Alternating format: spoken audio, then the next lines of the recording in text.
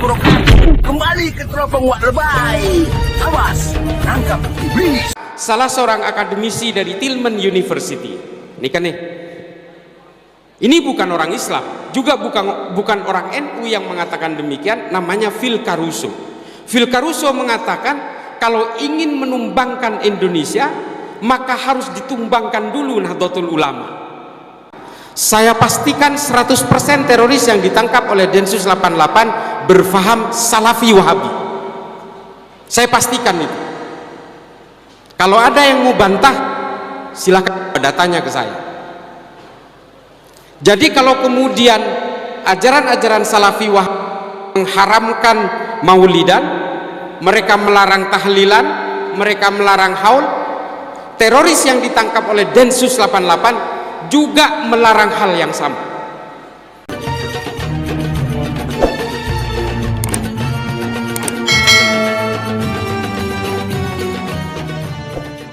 Alhamdulillahirabbil alamin. Allah kembali mempertemukan kita semuanya dalam keluarga besar Teropong Wak Lebay. Terus kita berjuang melalui penyampaian berdasarkan tentu sumber kebenaran. Tidak ada lagi lebih benar di kolong langit dunia ini kecuali kitab Al-Quran dan As-Sunnah Rasulullah Muhammad SAW bin Abdullah bin Abdul Muthalib bin Hasim bin Abdul Manaf. Insya Allah, ya Rabbu, aku tidak minta emas segunung kepadamu, aku tidak minta permata selautan kepadamu, aku minta berilah kesehatan kepada diriku dan semua keluarga besar Teropong Wak Lebay. Beri mereka kemudahan berbagai urusannya, berikanlah kekuatan di hatinya untuk mensiarkan kebenaran ajaran Rasulmu. Ya Allah ya Rabb, Maha besar Engkau, tiada yang menandingimu. Walaupun iblis kok dengar iblis saja ketawa. Iblis laknatullah, musuh utama Rasulullah, gak pernah ridho melihat hamba-hambamu ya Rabbu bertakwa, melaksanakan perintah dan larangan, melaksanakan perintahmu dan meninggalkan laranganmu. Iblis punya pasukan bala tentara dari jenis jin dan dari jenis manusia. Ya Allah ya Rabb, kami berada dalam barisan Rasulmu, siap menghadapi setan-setan dari jenis manusia yang mengeluarkan kata-kata fitnah. Kuatkan kami ya Rabb, teguhkan hati kami. Saudaraku, mari kita dengarkan ocehan manusia ini. Kita dengarkan kemana arah pembicaraannya. Apa maksud dia berbicara seperti itu? Kalau saya mengamati, dia hendak mengadu domba umat Islam di negeri ini.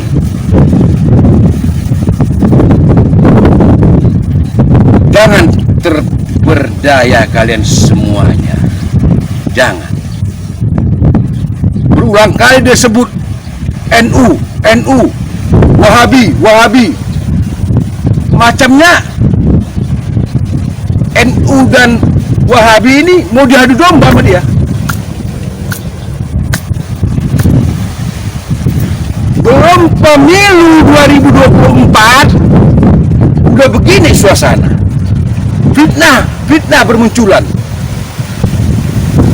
Apalagi nanti di saat ulang pemilu. Makanya saya selalu berulang kali kepada semua saudara besar, Islam bukan agama perasaan, bukan. Tapi Islam agama hukum berdasarkan petunjuk perintah Allah Subhanahu wa taala dan Rasulullah sallallahu alaihi wasallam. Islam bukan agama sembarangan. Dan kalau kalian benar-benar mencintai Rasulullah, ikuti sunnahnya. Cinta Rasul bukan di mulut. Cinta Rasul bukan bersair-sair. Bukan. Cinta Rasul adalah menegakkan apa yang diwasiatkan Rasulullah kepada umatnya, yaitu kitabullah. Kok bicara kebenaran itu milik Allah. Bicara kebenaran dari Allah. Jangan ada fitnah lagi bergentayangan. Kok bicara kebenaran itu milik Allah. Bicara kebenaran dari Allah. Jangan ada fitnah lagi bergentayangan. Saya berusaha untuk benar, maka saya banyak belajar dan membaca berbagai sumber-sumber yang sahih. Wahai generasi Islam, khususnya pemuda-pemuda, kritislah kalian, tegaslah kalian, karena kelak dia akan datang, kalian yang mengelola negeri ini. Tanamkan akidah tauhid di hatimu, cintai Allah dan Rasulnya di hatimu. Dunia hanya sementara dan sesaat. Jangan terperdaya kalian dengan iming-iming iblis, harta, pangkat, mahkota, wanita. Itulah dunia. Siapkan bekal kalian untuk di alam kubur. Alam kubur, siksa kubur nyata. Jadi kalau ada yang mengatakan azab kubur itu tidak ada, siksa kubur itu tidak ada, itu jelas bisa dipastikan menentang perkataan Rasulullah yang menerangkan tentang adanya siksa kubur. Berarti orang tersebut setan-setan dari jenis manusia. Mudah dengan ilmu, mudah. Yuk kita dengarkan yuk keterangannya yang berapi-api. Apa yang diucapkannya? Mari kita simak. Nanti kita reaction. Wajar, dia punya hak bicara. Dia punya hak bicara. Kita punya hak untuk mereaction.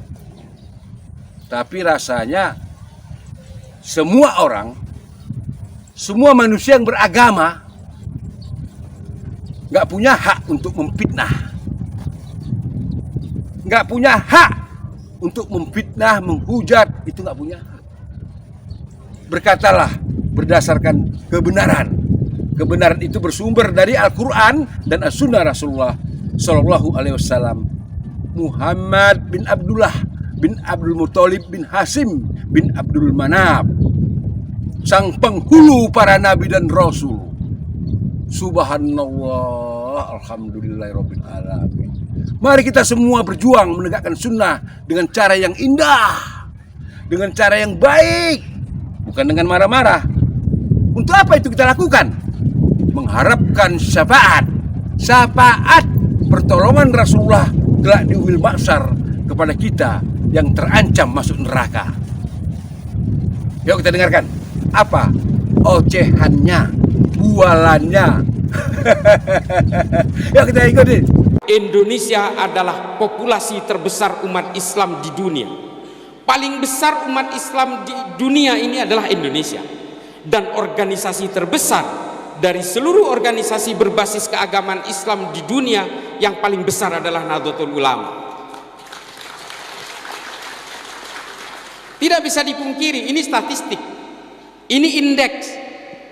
Jadi kalau ingin menumbangkan Indonesia, maka tumbangkan Nahdlatul Ulama. Itulah mengapa kelompok Hizbut Tahrir Internasional yang kantor pusatnya di Inggris diekspor ke negara kita dengan pendanaan yang luar biasa. Tujuannya apa? Untuk memecah belah umat-umat di kalangan Nahdiyin. Ini tujuannya.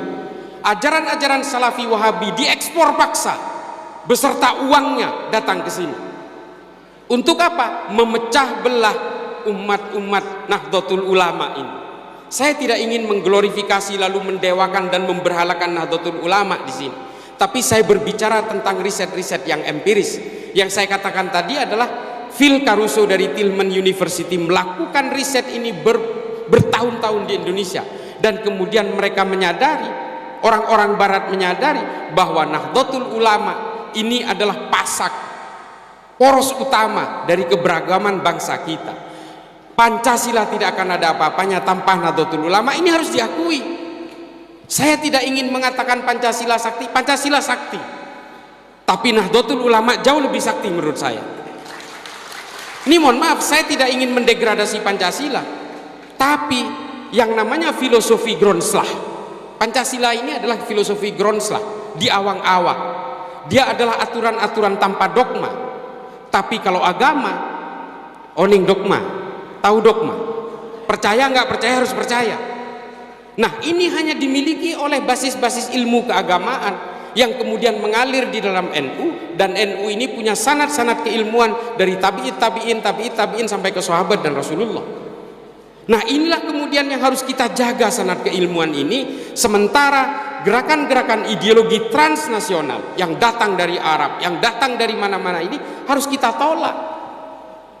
Dan bukan hanya ideologi-ideologi berbasis Islam yang menyerang kita hari ini, juga termasuk yang menyerang Nahdlatul Ulama, termasuk komunisme juga mengalir ke kita. Mereka mengalir diam-diam. Cuma persoalannya memang komunis ini sudah tidak punya otot, Pak. Dia sudah tumbang di negaranya sendiri. Tapi kalau Salafi Wahabi sebentar lagi juga akan tumbang di negaranya sendiri. Coba perhatikan. Hari ini Saudi sudah menyadari kesalahannya bertahun-tahun. Pangeran Muhammad bin Salman mengubah undang-undang negaranya yang berbasis undang-undang agama yang dulu dibanggakan sebagai ajaran paling murni katanya. Hari ini semuanya dirubah. Perempuan Arab Saudi hari ini sudah boleh nyetir mobil, sudah bisa jadi supir Grab, ke luar negeri sudah bisa tanpa mahram, ke mall juga sudah tidak dipisah antara laki-laki dan perempuan, dan pakai hijab sudah tidak wajib lagi di Saudi kecuali di Haramain. Apakah dia mengubah hukum agamanya? Tidak, dia mengubah tafsir-tafsir agamanya. Ini dikatakan oleh Muhammad bin Salman di dalam salah satu saluran TV namanya Frontline. Muhammad bin Salman hari ini memenjarakan ulama-ulama Wahabi. Tore, ini loh hari ini betul-betul menjadi kebingungan orang-orang Salafi Wahabi di Indonesia. Mereka ingin menjadikan Indonesia seperti Saudi zaman dulu. Saudi ingin berubah seperti Indonesia hari ini. Semuanya serba terbalik. Dan inilah ideologi. Bapak Ibu sekalian, agama itu bukan ideologi, tapi tafsirnya ideologis. Harus kita akui itu. Mufassir membuat produk-produk tafsir sesuai zamannya, sesuai situasi yang dihadapinya. Kalau mufassir itu hidup pada zaman keterpurukan politik, maka produk tafsirnya tentang keberdayaan politik. Salah seorang akademisi dari Tillman University, ini kan nih, ini bukan orang Islam, juga bukan orang NU yang mengatakan demikian, namanya Phil Caruso. Phil Caruso mengatakan kalau ingin menumbangkan Indonesia, maka harus ditumbangkan dulu Nahdlatul Ulama. Tepuk tangan untuk Nahdlatul Ulama. Nekah. Telecor tak cak madura melolo. Nekah. Nah, mengapa menurut Phil Caruso Nahdlatul Ulama itu menjadi penting di Indonesia? Karena hanya Nahdlatul Ulama yang punya ajaran satu, tidak pernah menjelek-jelekan orang yang berbeda. Tolong dicatat, ini kajiannya sangat empiris dan akademis. Nahdlatul Ulama tidak punya riwayat ajaran-ajaran yang menganjurkan orang untuk memusuhi orang yang berbeda. Tidak pernah. Yang kedua, Nahdlatul Ulama tidak pernah punya riwayat pemberontakan terhadap negaranya sendiri. NII, wah banyak sekali pemberontakannya. Ada pemberontakan Kar Andi Aziz, Kartosuwiryo, banyak. Kelompok Wahabi yang melakukan pemboman dari tahun 2000 sampai 2009 di Indonesia. Bom malam Natal, bom Tentena, JW Marriott, Ritz Carlton, bom Bali, bom Kampung Melayu. Ini kelompok Wahabi semua. Mereka sudah terdidik untuk menjadi bugot-bugot di negaranya sendiri. Mereka sudah terdidik untuk menjadi pemberontak terhadap pemimpinnya sendiri. Ini adalah ajaran-ajaran yang sudah dibangun dari awal oleh Ibnu Taimiyah dalam Majmu' al-Fatawa dan Ta'liq as-Siyasatus Syari' dengan ajaran al-wala wal bara', membangun monoloyalitas terhadap orang yang dianggap sama dan membangun permusuhan sejauh mungkin dengan orang yang dianggap berbeda. Nih Wahabi ini Orang-orang meskipun sesama Islam ini semua dianggap orang-orang jahiliyah. Ajaran-ajaran ini kemudian diakselerasi, digulirkan oleh Muhammad bin Abdul Wahab untuk kebutuhan konsumsi kekuasaan politik kerajaan Ibnu Saud di Arab Saudi. Lalu kemudian digulirkan oleh Said Qutb, Hasan al-Banna dan sebagainya Mesir. Lalu kemudian digulirkan lagi di Arab Saudi yang kemudian melahirkan Osama bin Laden. Ini kan nih bigule sanada ilmu ini kan bigule petorona akan saya rinci. Ajaran-ajaran Muhammad bin Abdul Wahab ini kemudian memecah menjadi dua bagian yang bernama Salafi Wahabi Hijazi, dan kemudian yang satu adalah Salafi Wahabi Haroki yang nantinya akan melahirkan Salafi Wahabi Jihadi. Ada 3 jenis dari kelompok ini. Udah dengar kan omongannya? Udah dengar omongannya kan? Timbul pertanyaan, benar nggak omongannya? Bisa nggak diuji kebenaran omongannya? Tentu bisa diuji, tentunya dengan ilmu pengetahuan. Berulang kali saya bicara, kebenaran bukan dari pendapat, akal, pikiran, hawa nafsu manusia.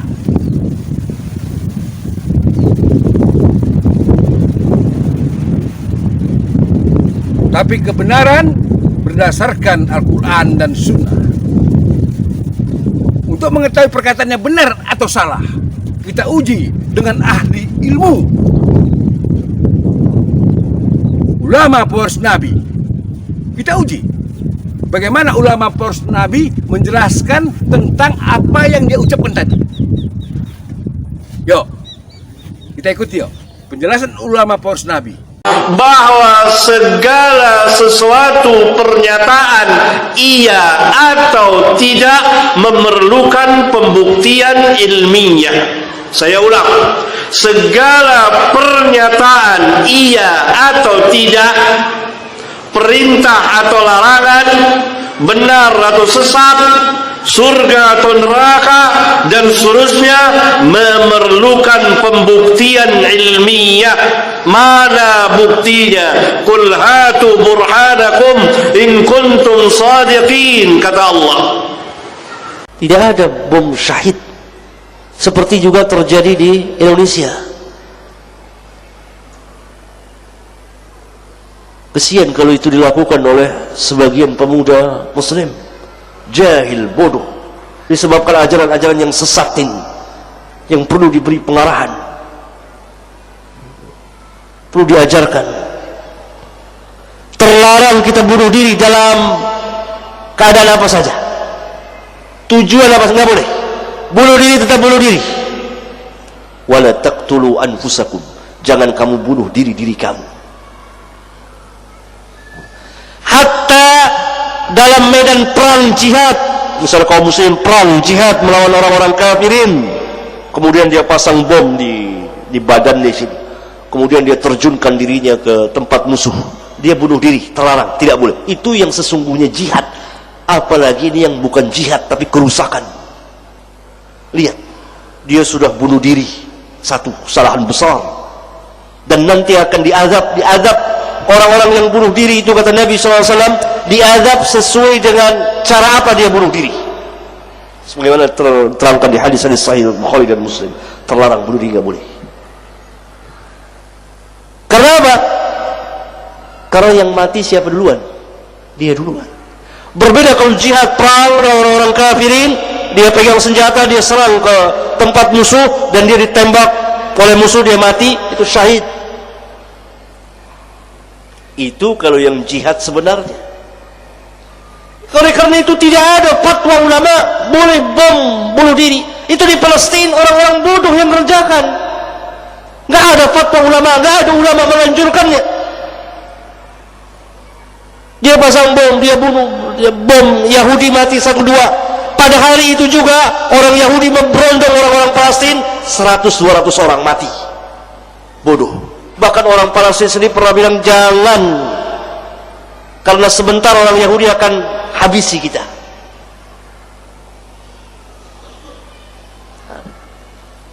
Lihat, bukan hanya laki-laki, kaum wanita pasang bom, ceburkan diri mati. Siapa yang fatwakan ini? Orang-orang sesat.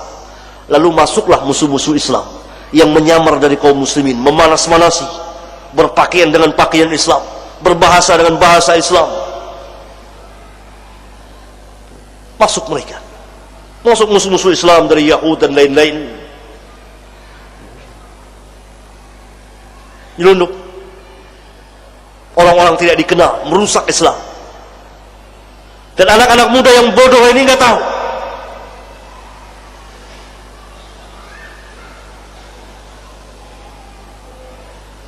Dia diajarkan begini-begini dan seterusnya. La taqtulu anfusakum, jangan bunuh diri-diri kamu, nggak boleh, terlarang. Entah dari mana fatwanya ini, tapi yang jelas tidak ada fatwa ulama, karena nas Al-Quran melarang, nas hadis melarang. Itu kalau jihad betul-betul terlarang, tetap terlarang, nggak boleh. Bagaimana kalau yang bukan jihad seperti sekarang ini? Ada bom di Yordan, di Saudi Arabia, di Indonesia ini. Bukan jihad, fasadan fil ardh, membuat kerusakan di muka bumi, membunuh tanpa hak. Tapi saya sudah bacakan hadisnya. Itu orang kafir yang mati. Bagaimana kalau yang mati kaum muslimin?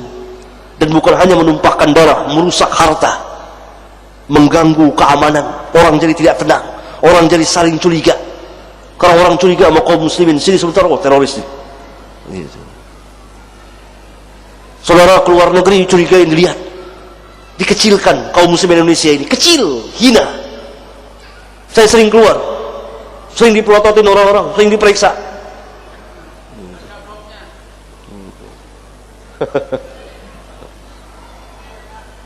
Ya? Kenapa? Kesalahan dalam beragama fatal, merusak semuanya, merusak semuanya. Ya? Nanti pengajian ta'lim dari curigai, semua orang curiga. Orang yang kuat taat kepada Allah dan Rasulnya, wah ini seperti kaum yang mereka yang masih tidak taat kepada Allah dan Rasulnya. Ya? Ini fatwa yang sesat dan menyesatkan. Nggak ada, tidak boleh. Tidak ada dalam Islam bom bunuh diri. Bom syahid, mereka katakan bom syahid kalau nggak salah, ya, bom syahid. Nggak ada bom syahid.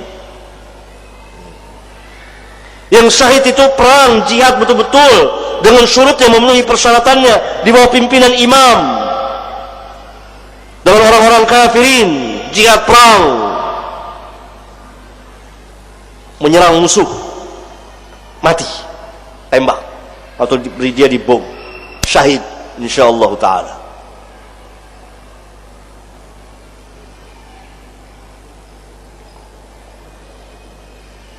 Pasang bom di badan, lalu masuk ke benteng musuh, tempat musuh, pencet, tarik, meledak, dia dulu yang hancur, bunuh diri. Antum pernah baca hadis di Sahih Bukhari pada zaman Rasulullah SAW ketika seorang sedang perang dan dia hebat sekali perangnya, banyak musuh yang mati oleh dia. Lalu kata Nabi SAW, dikatakan innahu min ahlin nar, dia termasuk dari penghuni neraka. Diselidiki oleh sahabat, ternyata dia terluka parah, lalu dia bunuh diri. Itu jihad bersama Nabi SAW. Itu jihad. Bunuh diri, nar. Oke, udah dengar tadi? Bagaimana ulama pewaris Nabi Abdul Hakim bin Amir Abdad menjelaskan secara detail dan terperinci tentang perkataan-perkataan orang tersebut. Bagaimana? Sekarang saudara-saudaraku sudah mendapatkan pencerahan yang luar biasa. Inilah ilmu pengetahuan, ilmu Islam yang gilang gemilang. Hati tenang, pikiran nyaman. Itulah ilmu Islam. Bahagia kita mendengarkan keterangan dari ulama pewaris Nabi yang dihujat, yang dicaci maki. Jadi bukan Syekh Muhammad bin Abdul Wahab saja yang dicaci maki. Bukan. Syekh Muhammad Abdul Wahab yang disebut Wahabi lebih kurang telah meninggalkan dunia ini lebih kurang 300 tahun yang lalu. Ya nggak baru ya 300 tahun yang lalu. Tapi karena dia berilmu, Syekh Muhammad bin Abdul Wahab itu orang yang soleh dan takwa kepada Allah, sehingga dapatlah dia terkesan sampai kiamat nanti bicara Islam, maka namanya akan disebut oleh umat Islam. Jadilah Anda pejuang Islam seperti orang-orang yang terdahulu, menegakkan tauhid, menghancurkan syirik. Insya Allah Allah memberkahi kalian semua, wahai saudara-saudaraku. Allah memberikan pikiran cerdas untuk kalian semua, wahai saudara-saudaraku.